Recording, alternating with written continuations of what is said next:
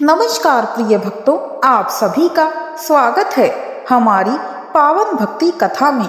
आज हम सुनने जा रहे हैं भगवान भोलेनाथ को समर्पित पावन सोमवार व्रत की दिव्य और फलदायी कथा। सोमवार का दिन भगवान शिव की पूजा के लिए अत्यंत शुभ माना जाता है।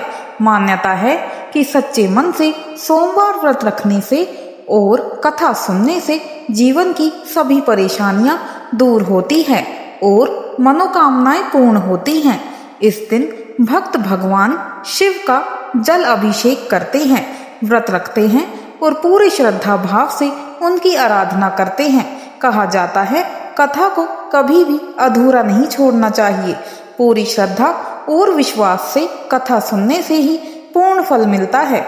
तो आइए भक्तों, श्रद्धा और भक्ति के साथ शुरू करते हैं पावन सोमवार व्रत की यह दिव्य कथा। बहुत पुराने समय की बात है। एक छोटा सा गांव था, मिट्टीपुर, जहां लोग मिट्टी के बर्तन बनाकर अपना जीवन चलाते थे।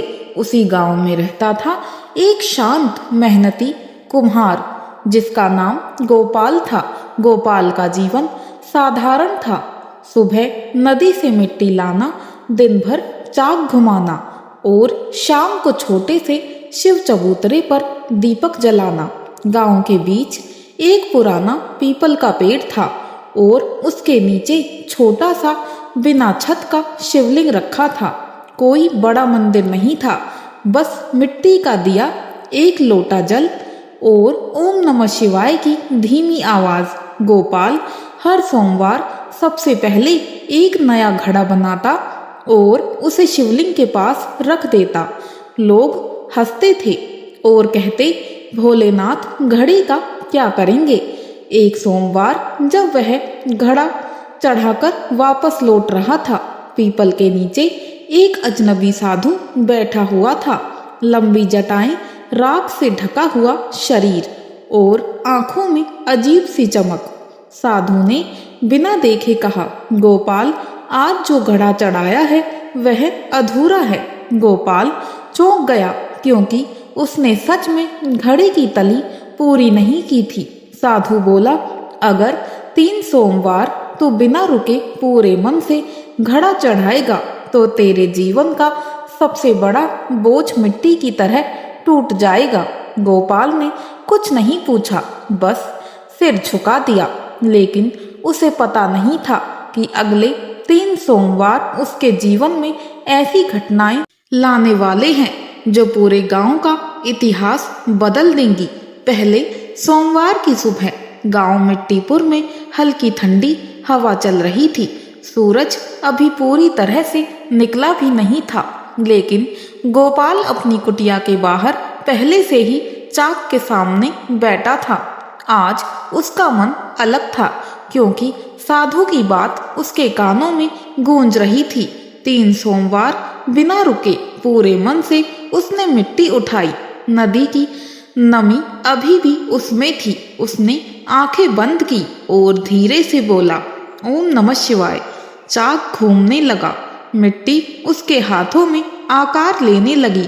आज वह हर घड़ा पहले से ज्यादा ध्यान से बना रहा था। कोई जल्दबाजी नहीं, कोई लापरवाही नहीं।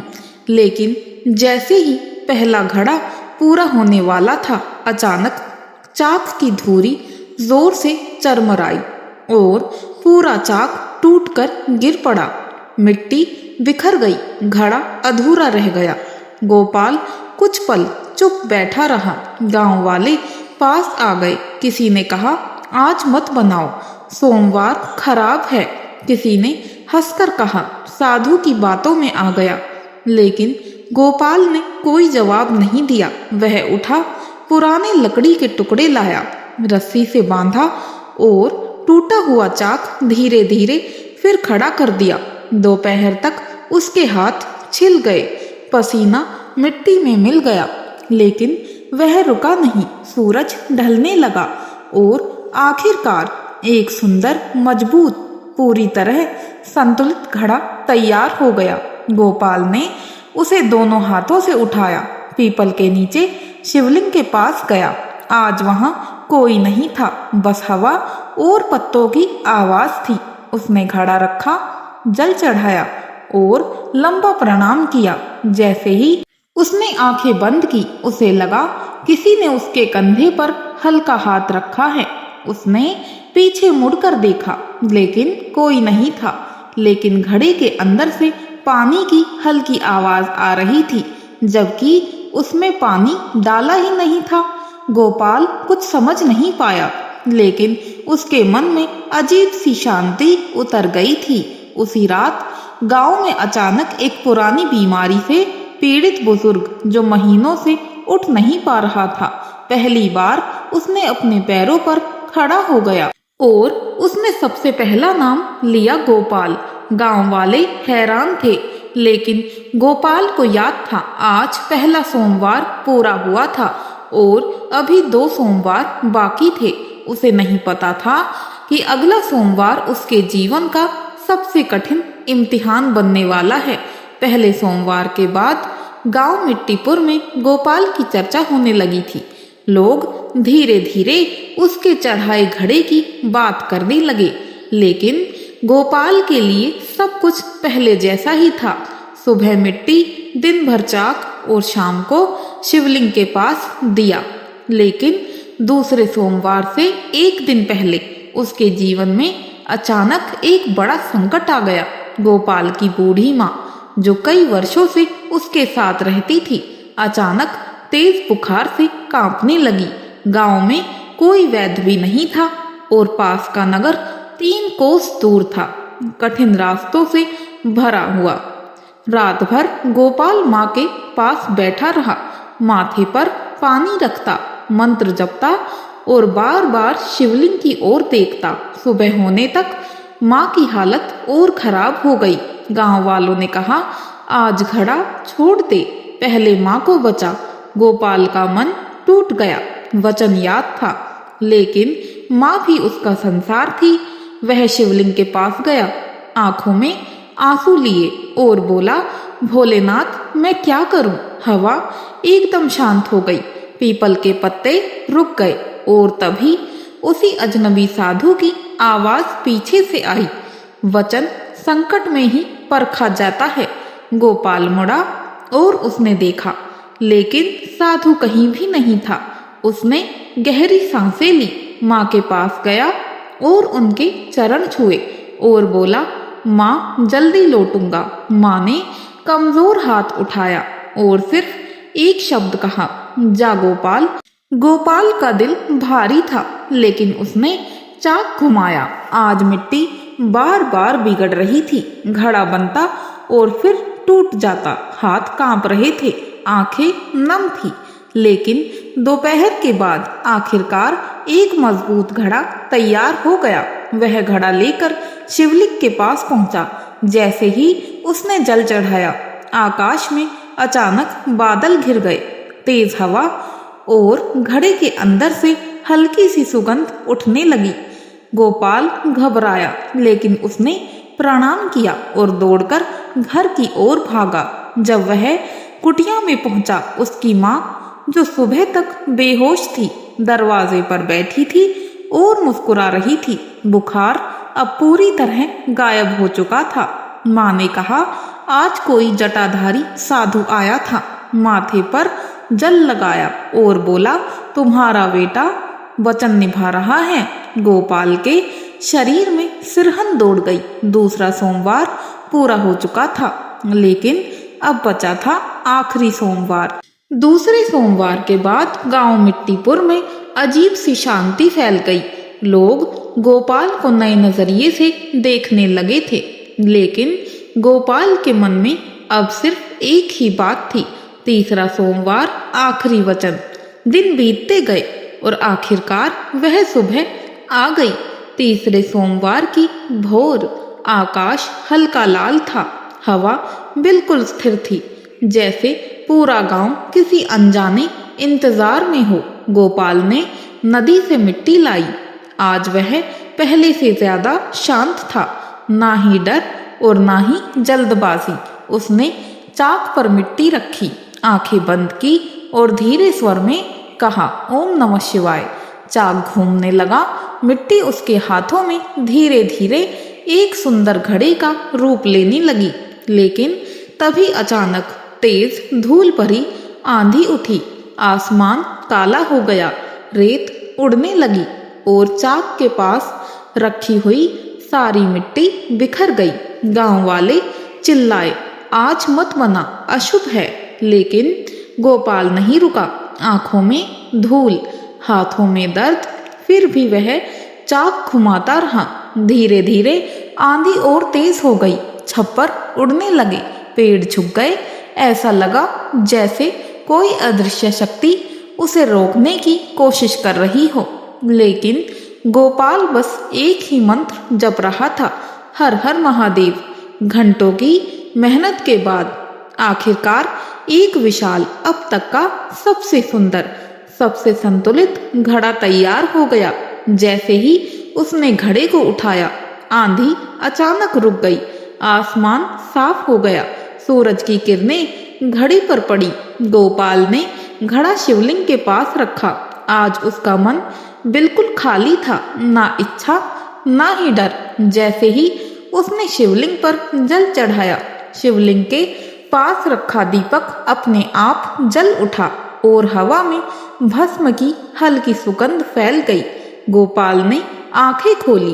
उसे लगा पीपल के पीछे कोई जटाधारी आकृति खड़ी है। लेकिन जब उसने ध्यान से देखा, वहां कोई नहीं था।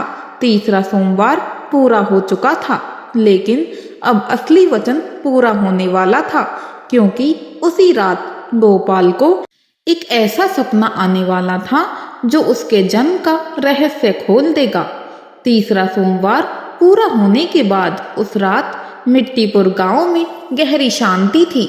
हवा बिल्कुल स्थिर थी, जैसे पूरा वातावरण किसी अनदेखी घटना की प्रतीक्षा कर रहा हो। गोपाल दिन भर की थकान के बाद अपनी कुटिया में लेटा हुआ था, लेकिन उसकी आंखों में नींद नहीं थी। तीनों सोमवार, तीनों परीक्षाएं और वह रहस्यमयी साधु अब सब उसके मन में घूम रहे थे। धीरे धीरे उसकी आंख लग गई और तभी उसने खुद को एक अजनबी जगह पर खड़ा हुआ पाया। चारों ओर सफेद धुआं, हल्की डमरू की ध्वनि और दूर एक ऊंचा पहाड़। पहाड़ की चोटी पर एक विशाल शिवलिंग, जिसके चारों ओर तेज प्रकाश घूम रहा था। गोपाल डरते डरते आगे बढ़ा। जैसे ही वह उस शिवलिंग के पास पहुंचा, उसके सामने वही जटाधारी साधु प्रकट हुआ। लेकिन आज उसके शरीर से प्रकाश निकल रहा था। गले में नाग, माथे पर चंद्रमा की हल्की छाया। गोपाल कांप गया और जमीन पर गिर पड़ा।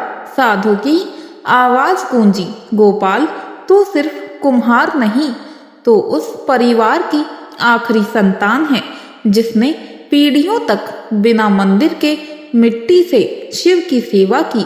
दृश्य बदल गया। गोपाल ने देखा, पुराने समय में उसके पूर्वज गांव-गांव जाकर मिट्टी के शिवलिंग बनाते थे और लोगों को पूजा सिखाते थे। लेकिन एक पीढ़ी बाद सबने वह सेवा छोड़ दी और तभी एक दिव्य आवाज आई। जब सेवा रुकी तब संकट आया। अब गोपाल की आंखों से आंसू बहने लगे। साधु बोला, 3 सोमवार तेरे वचन नहीं, तेरे कुल की अधूरी सेवा थी। अचानक तेज प्रकाश फैला और गोपाल की आंखें खुल गई। सुबह हो चुकी थी, लेकिन उसका दिल तेजी से धड़क रहा था। वह बाहर निकला और पहली बार पीपल के नीचे शिवलिंग को देखकर उसे लगा जैसे वह उसे पहचानता हो। अब उसे समझ आ गया था कि उसकी यात्रा अभी खत्म नहीं हुई है, क्योंकि अगला कदम उस पूरे गांव के लिए उसे उठाना था। गोपाल अब पहले जैसा नहीं रहा था। उसकी आंखों में डर नहीं था, बल्कि एक अजीब सी जिम्मेदारी उतर आई थी। उसे अपने पूर्वजों की सेवा याद थी। मिट्टी से शिवलिंग बनाना, लोगों को पूजा सिखाना और बिना स्वार्थ सेवा करना। लेकिन उसी दिन दोपहर को गांव मिट्टीपुर में एक बड़ी समस्या शुरू हो गई। गांव का कुआं, जिससे पूरे गांव का पानी आता था अचानक सूखने लगा। पानी की सतह हर घंटे नीचे जा रही थी। पशु प्यासे, लोग परेशान। गांव के एक बुजुर्ग ने कहा, ऐसा सूखा हमने पहले कभी नहीं देखा। कुछ लोग डर गए, कुछ ने गांव छोड़ने की बात भी शुरू कर दी। गोपाल चुपचाप पीपल के नीचे शिवलिंग के पास बैठा था। उसके मन में वही सपना घूम रहा था, तेरे कुल की अधूरी सेवा है। अचानक उसके मन में एक विचार आया। उसने मिट्टी उठाई और उसी जगह छोटे छोटे शिवलिंग बनाने लगा। गांव वाले हंसे, पानी सूख रहा है और यह मिट्टी से खेल रहा है। गोपाल रुका नहीं। शाम तक उसने 12 छोटे शिवलिंग बना दिए और फिर वह घर घर गया और बोला, आज रात सब लोग मिलकर भोलेनाथ का नाम ले। कुछ लोग आए, कुछ नहीं आए, लेकिन रात को पीपल के नीचे धीरे धीरे गांव इकट्ठा होने लगा। दिए जले, लोगों ने पहली बार एक साथ ओम नमः शिवाय का जाप किया। हवा में शांति फैल गई और तभी अचानक दूर आकाश में बिजली चमकी, बादल गरजे, लेकिन बारिश नहीं हुई। लोग डर गए, कुछ घर लौटने लगे। गोपाल ने आंखें बंद की और पूरी शक्ति से बोला, हर हर महादेव। जैसे ही अंतिम मंत्र पूरा हुआ, सूखे कुएं के अंदर से पानी की हल्की आवाज आने लगी। लोग दौड़कर पहुंचे और उनकी आंखों के सामने कुएं में धीरे धीरे पानी भरने लगा। गांव में जयकार गूंज उठी। लोग रोने लगे, लेकिन गोपाल चुप खड़ा था। उसे पता था यह शुरुआत है, क्योंकि उसी भीड़ के पीछे उसे फिर वही जटाधारी साधु दिखाई दिया और इस बार वह साधु मुस्कुरा रहा था। अब अगली परीक्षा पूरे गांव की आस्था की होने वाली थी। कुएं में पानी लौट आने के बाद गांव मिट्टीपुर में जैसे नया जीवन लौट आया था।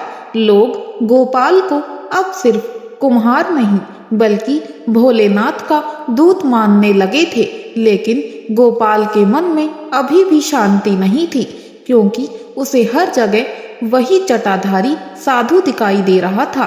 भीड़ में, पीपल के पीछे, कभी दूर रास्ते पर, और हर बार साधु सिर्फ मुस्कुराकर गायब हो जाता था। एक शाम जब सूरज ढल रहा था, गोपाल अकेला शिवलिंग के पास बैठा था। तभी अचानक साधु उसके सामने प्रकट हुआ। इस बार वह गायब नहीं हुआ। गोपाल तुरंत उसके चरणों में गिर पड़ा।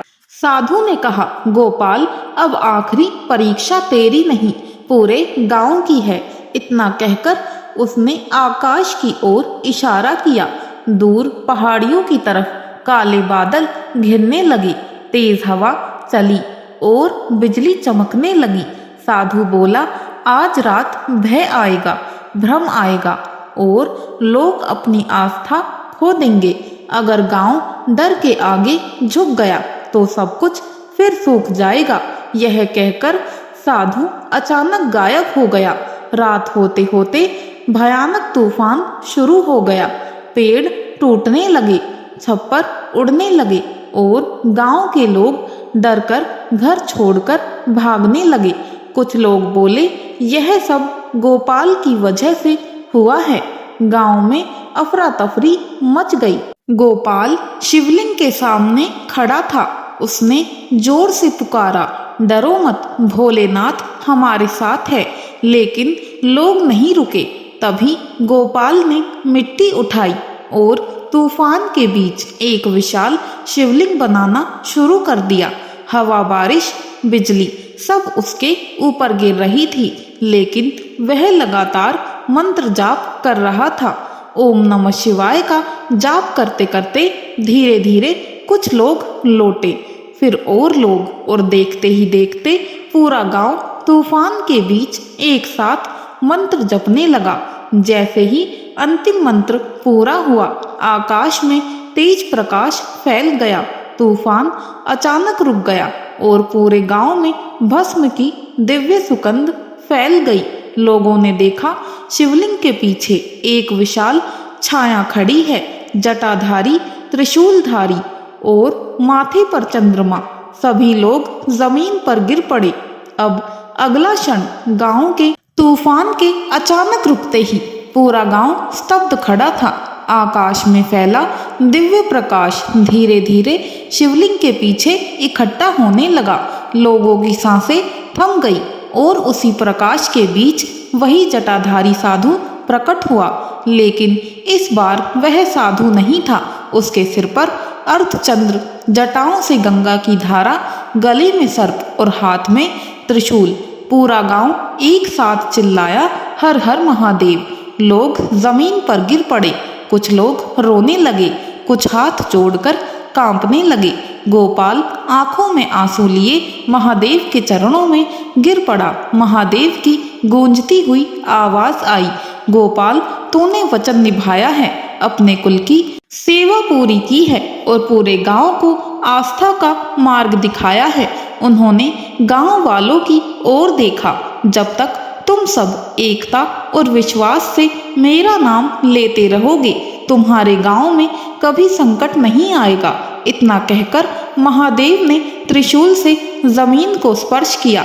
उसी स्थान पर एक विशाल पत्थर का शिवलिंग प्रकट हो गया, जिससे लगातार जल बहने लगा। अब गांव को कभी पानी की कमी नहीं हुई और धीरे धीरे प्रकाश कम होने लगा और महादेव अदृश्य हो गए। लेकिन उनकी सुगंध और उनकी शांति पूरे वातावरण भर चुकी थी। उस दिन के बाद मिट्टीपुर गांव शिवपुर कहलाने लगा। गोपाल ने जीवन भर मिट्टी से शिवलिंग बनाकर लोगों को सोमवार व्रत करने का महत्व सिखाया। और आज भी कहा जाता है, जो भी सच्चे मन से 3 सोमवार का व्रत रखता है और बिना अहंकार सेवा करता है, भोलेनाथ उसकी हर परीक्षा में उसका हाथ थाम लेते हैं।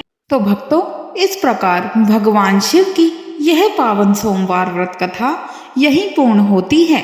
हम आशा करते हैं कि आपको यह कथा सुनकर शांति और भक्ति का अनुभव हुआ होगा।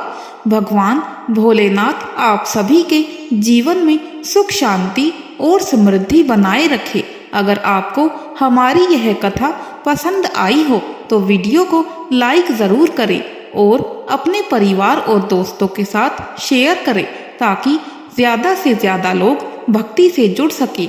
ऐसी ही सरल और सुंदर भक्ति कथाएं सुनने के लिए हमारे चैनल पवित्र भक्ति स्टोरीज को सब्सक्राइब ज़रूर करें और बेल आइकन दबाना ना भूलें, ताकि हमारी हर नई कथा आप तक सबसे पहले पहुँचे। आपको यह कथा कैसी लगी? अपनी राय हमें कमेंट बॉक्स में ज़रूर बताइए। हर हर महादेव।